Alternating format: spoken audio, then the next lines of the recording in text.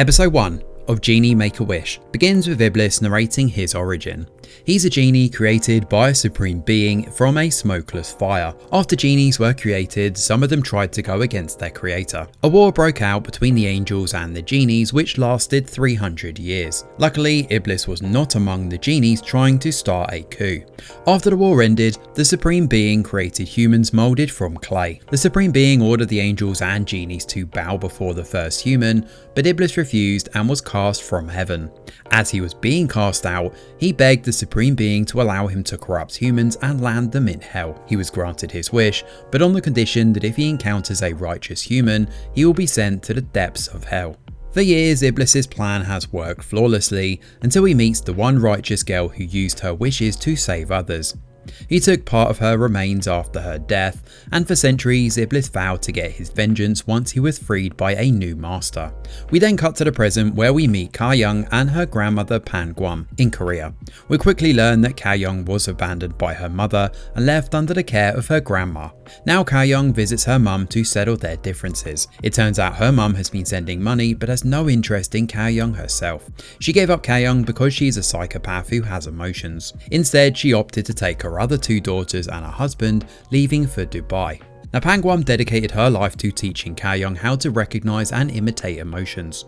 She formed rules to help Ka-young stay on track and develop coping mechanisms. She made Ka-young promise she would never kill anyone. Ka-young is now a grown-up and loyal to Pan-gwam.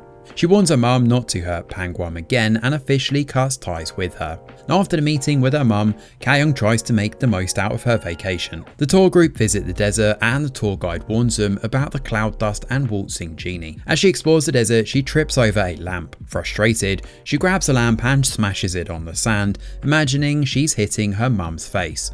After letting out all of her rage, she throws away the lamp, but it keeps returning to her. It turns out that she has unintentionally released Iblis. Now Iblis recognises her right away, but she's clueless about their history.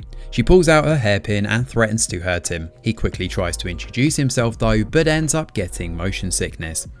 Ka-young assumes he is an idiot and ignores him, so she returns to a hotel room only to find him lying on the sofa with his long hair all over. Iblis is shocked that she has no memory of their encounter in her past life. Meanwhile, Ka-young couldn't care less that he spent 983 years stuck in a lamp because of something she did centuries ago. Now in a flashback, we're introduced to Sadie, Iblis's mythical servant, who was tasked with finding Ka-young's reincarnations through the centuries. With Iblis stuck, Sadie tried to keep him updated each time Ka-young died and was reincarnated. All Iblis thought about while stuck in his lamp was his revenge against Ka-young. He even begged the Supreme Being to give him another chance, and now that he's out and Ka-young is his new master, he has the perfect chance to corrupt her. To do this, he needs her to make 3 wishes. His immortal fate depends on the success of this mission, and once Ka-young makes her 3 wishes, as long as they're not righteous, he will win. However, if she makes a righteous wish, he will be beheaded. Ka-young refuses to make any wishes, and for the rest of her vacation, Iblis follows her. He torments her while the rest of the group worries that she's losing touch with reality and talking to herself. Now back in Korea, Pan-gwam worries that Arabic men might corrupt Ka-young. She calls to make sure Ka-young is doing well and taking her medication. The scene then cuts to Ka-young doing a YouTube interview on how her grandma's rules have helped her deal with her psychopathic tendencies. This is when we also learn that she's actually a mechanic. Now back in Dubai, Iblis continues to pressure Ka-young to make her 3 wishes.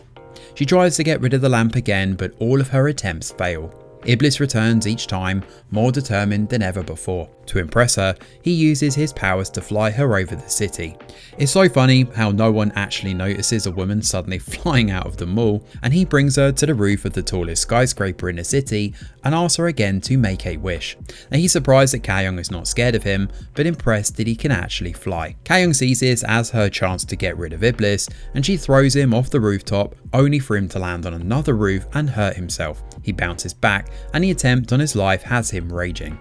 Now he starts choking Ka-young, but she's not actually scared. If anything, she only wants to know if it hurt when he fell. Ka-young simply laughs in his face and dares him to kill her. Now in a flashback, Iblis sees Ka-young's past life. She was only a kid when she made her 3 wishes, and the episode ends with Ka-young still on a chokehold, her feet dangling from the floor. So Genie Make-A-Wish starts this Netflix original with one of the most ridiculous yet fun episodes we've seen in a while. This is very much leaning into a supernatural romantic comedy, so it's best to set aside logic and just enjoy the ride. Still, the show has a lot of promise and it's a little too early to judge this one, and given the cast, there's certainly some great expectations that come with this. That aside, the story begins with Iblis' origin and the animosity that developed between him and Kayoung over time. There's nothing better than a good enemies to lovers trope, and Woo-bin and Susie's camaraderie here in this episode makes for some really good bickering. This is their second project together and you can already feel their chemistry start to crackle, which is sure to develop over time through the rest of this 13-episode series. Once again, I'm not sure why Netflix seemed to just dump these massive K-dramas in one hit, with the last one being You and Everything Else, and now Genie Make-A-Wish. Obviously as a binge watcher this is great, but in terms of actually keeping people invested and getting those conversations rolling, it seems like a bit of an odd choice. Still, this one's set up nicely for the rest of the series and we'll have to wait and see where this one goes next. Thanks for watching and do let us know your thoughts in the comments below. Smash a like or subscribe to the channel, your support is very much appreciated. I'm Greg Wheeler and from all of us over here at The Review Geek, we'll see you on the next video.